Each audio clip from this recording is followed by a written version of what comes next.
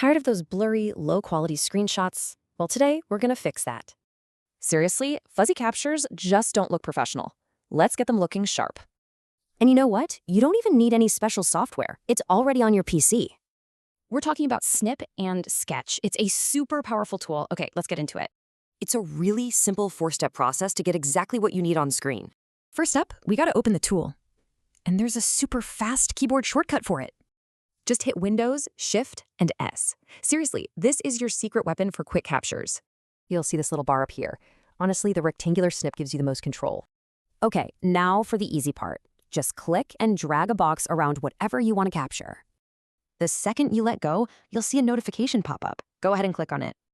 That'll open the editor. From there, just hit the save icon. That's it. All right, want to make sure your shots are always perfect? I've got a few quick tips.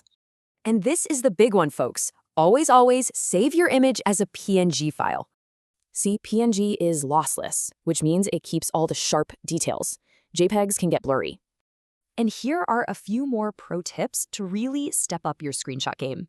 So let's boil it all down. Hit Win-Shift-S, select your area, click the pop-up, and save as a PNG.